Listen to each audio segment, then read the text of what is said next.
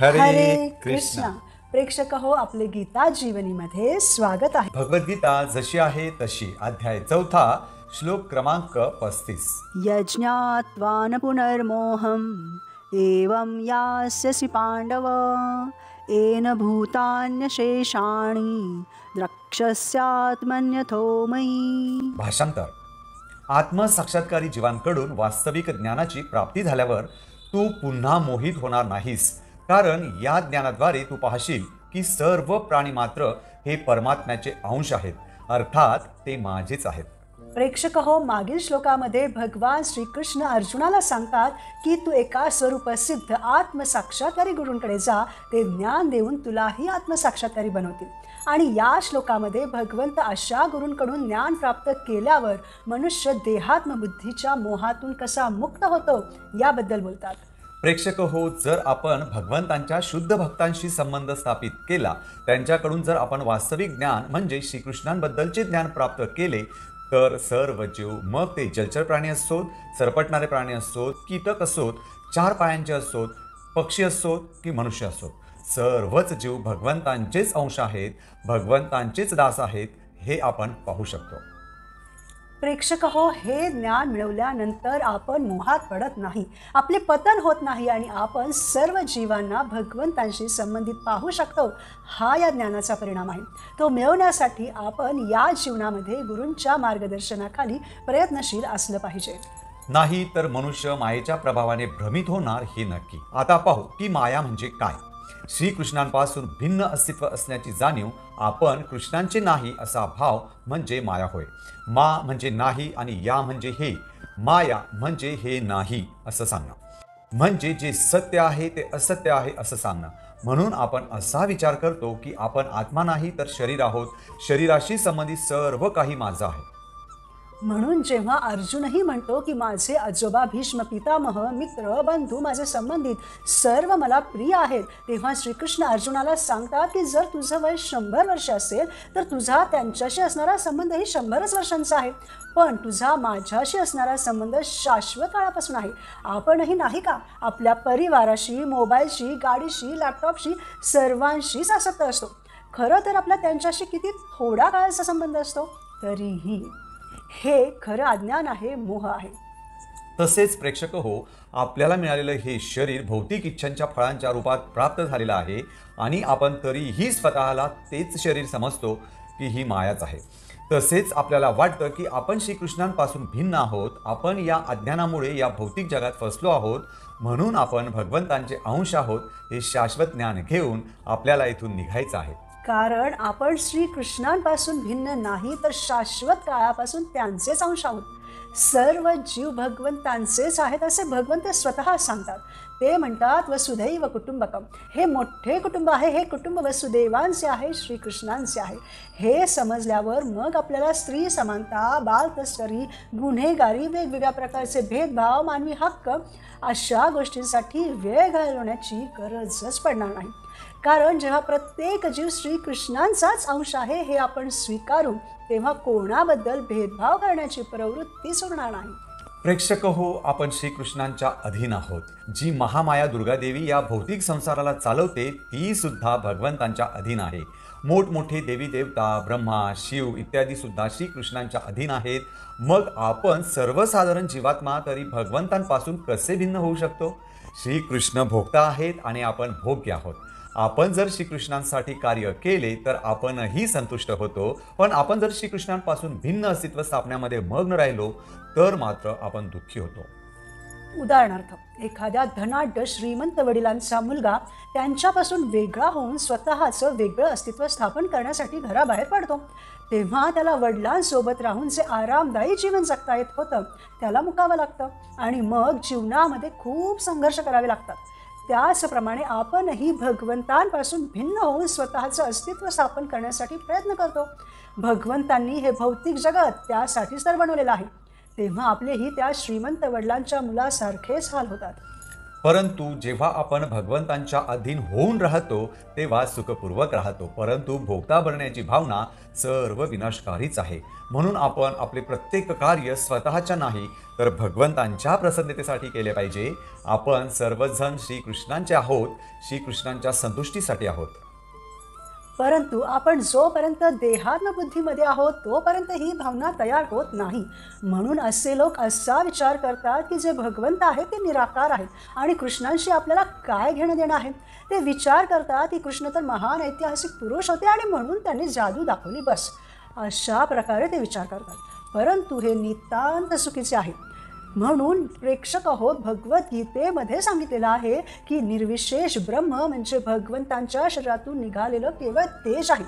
ते श्रीकृष्णांशी अभिन्न आहे, परंतु लोक अशा तेजालाच, निराकार स्वरूपालाच मूळ भगवंत मानतात. परंतु हे चुकीचं आहे, कारण ते तेज श्रीकृष्णांपासून येतं. उदाहरणार्थ सूर्याचा प्रकाश सूर्यापासून येतो, तो सूर्यापासून अभिन्न आहे. मग आपण त्या प्रकाशाला सूर्य मानतो का? नाही. त्याचप्रमाणे भगवंतांचं तेज म्हणजे भगवंत नाहीत.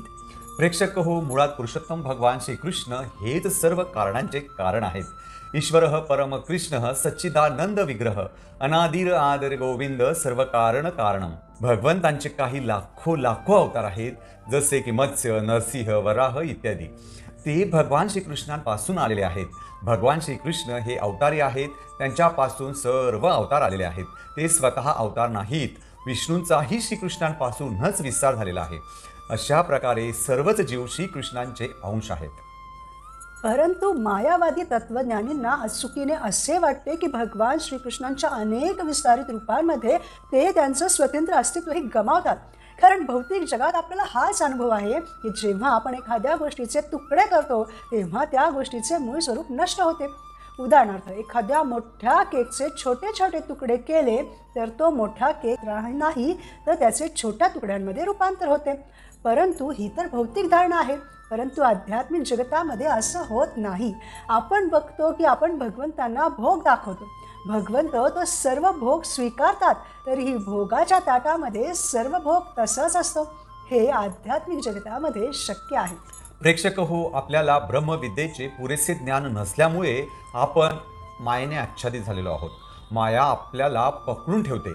मी खूप सुंदर आहे, मी खूप श्रीमंत आहे, मी खूप मोठा विद्वान आहे, मी प्रसिद्ध आहे, मी शरीर आहे आणि शरीराशी संबंधित सर्वजण माझे आहेत, असा विचार करणे ही माया आहे. आणि या मायेच्या प्रभावामुळेच जीव आत्मा आहे, भगवंतांचा अंश आहे हेच विसरून स्वतःला त्यांच्यापेक्षा भिन्न समजतो. प्रेक्षक हो, आपण सर्व श्रीकृष्णांचे अंश आहोत, त्यांच्या अधीन आहोत. परंतु केवळ मायेमुळेच आपणही आपल्या परिवारातील संबंधितांनाच खूप महत्त्व देतो. अर्जुनालाही मायेमुळेच असं वाटतं की आपल्या नातलगांशी असणारे संबंध हे भगवान श्रीकृष्णांशी असणाऱ्या शाश्वत आध्यात्मिक संबंधापेक्षा महत्त्वपूर्ण आहेत. भगवंत सांगतात की तुम्ही सर्व माझे अंश आहात, माझे आहात आणि या जगामध्ये जे आहे ते सर्व अशाश्वत आहे. आई वडील, पती पत्नी, मुले सर्व येतात आणि जातात. आपण बघतच आहोत ना. हाच तर मोह आहे. परंतु प्रेक्षक हो, मनुष्य जीवन केवळ श्रीकृष्णांच्या प्रसन्नतेसाठी मिळालेलं आहे आणि भगवंतांना जाणण्यासाठी मिळालेलं आहे, याचं आपल्याला विस्मरण झालेलं आहे. आणि म्हणून भगवद्गीतेची ही शिकवण आहे की जीव हा श्रीकृष्णांचा नित्य सेवक असल्यामुळे त्याला श्रीकृष्णांपासून वेगळं करता येत नाही आणि श्रीकृष्णांपासून आपण भिन्न आहोत. या जीवाच्या भावनेलाच माया म्हटलेलं आहे. म्हणून बुद्धिमान जीवाने स्वतःही भगवंतांच्या भक्तीमध्ये लागलं पाहिजे आणि आपल्या कुटुंबियांना, नातेवाईकांना आणि मित्रमंडळींनाही त्यांच्या भक्तीमध्ये लावलं पाहिजे. याने तो स्वतःही सुखी होईल आणि इतरांचाही उद्धार करेल आणि सर्वच जण मायेपासून मुक्त होतील. परमप्रेम मिळवण्यासाठी हे केलंच पाहिजे, कारण श्रीकृष्ण आपल्यावर खूप प्रेम करतात. ज्याप्रमाणे आईवडील त्यांच्या मुलांवर निस्वार्थी प्रेम करतात त्याप्रमाणे, आणि ज्याप्रमाणे आईवडील मुलं कधी घरी येतील याची वाट बघत असतात, त्याप्रमाणे श्रीकृष्णही आपण कधी त्यांच्या घरी भगवतधामी परत जाऊ याची प्रतीक्षा करीत आहेत. म्हणून आपण भक्तीद्वारे भगवतधामी जाण्याची तयारी केली पाहिजे. कारण परमात्मा श्रीकृष्ण हे सर्वच जीवांचे परम आश्रयदाते आहेत आणि त्यांच्या आश्रयाचा त्याग केल्याने जीवे भौतिक शक्तीद्वारे मोहित होतात, कारण जर आपण श्रीकृष्णांचा आश्रय घेतला नाही तर आपल्याला मायेचा आश्रय घ्यावा लागतो. कोणाची ना कोणाची तरी सेवा करावीच लागते. जर आपण श्रीकृष्णांची सेवा नाही केली तर मायेची सेवा करावी लागते. उदाहरणार्थ ऑफिसमध्ये बॉसची, घरामध्ये कुटुंबियांची सेवा करावीच लागते. कोणाचीच नाही तर स्वतःच्या शरीराची तरी सेवा करावीच लागते. म्हणजे काय तर सेवा केल्याशिवाय कोणीच राहू शकत नाही. चांगला राजा बनण्यासाठी प्रजेची सेवा करावी लागते. चांगला व्यापारी बनण्यासाठी ग्राहकांची सेवा करावी लागते. म्हणून जर आपण श्रीकृष्णांची सेवा करून त्यांचा परमाश्रय घेतला नाही तर आपण सतत मोहित राहतो, दुःखी होतो. म्हणून प्रेक्षक हो, जीव हे भगवंतांचे अंश असल्यामुळे त्यांना विशिष्ट प्रयोजनाची पूर्ती करावयाची असते. अनादी काळापासून त्यांना या प्रयोजनाचे विस्मरण झाल्यामुळे ते मनुष्य, पशु, देवता इत्यादी विविध प्रकारच्या शरीरांमध्ये बद्ध झालेले आहेत. अशी शारीरिक भिन्नता ही भगवंतांच्या दिव्य सेवेच्या विस्मरणामुळे होते. म्हणून आपण भगवंतांना आपल्या हृदयातून काढलेलं आहे, म्हणजेच विस्मरण झालेलं आहे हे लक्षात घेतलं पाहिजे. लोक म्हणतात की रामराज्य हवं, परंतु रामराज्य हवं असेल तर आपण श्रीरामांना हृदयामध्ये धारण केलं पाहिजे ना, तेव्हाच तर ते शक्य होईल.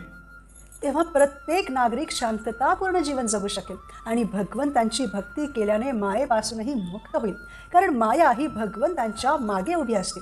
ज्याप्रमाणे सूर्योदय झाल्यावर अंधकार दूर होतो, त्याप्रमाणे जेव्हा आपण श्रीकृष्णांच्या दिव्य सेवेमध्ये त्यांच्या समोर जातो तेव्हा मायेच्या पाशातूनही मुक्त होतो. अशा प्रकारे भगवान श्रीकृष्ण गीतेमध्ये प्रथमच सांगत आहेत की त्यांचा जीवांशी संबंध आहे, ज्याप्रमाणे पालक आणि मुलांचा संबंध असतो त्याप्रमाणे.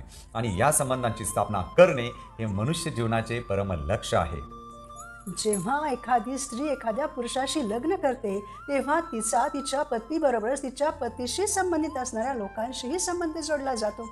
त्याचप्रमाणे जेव्हा मनुष्य भगवंतांची भक्ती करतो, भगवंतांशी संबंध स्थापित करतो, तेव्हा त्याचा भगवंतांचा ज्यांच्याशी संबंध आहे म्हणजेच प्रत्येक जीवाशीही संबंध जोडला जातो. परंतु आजकाल कलियुगामध्ये हा संबंध खूप कमकुवत झालेला आहे.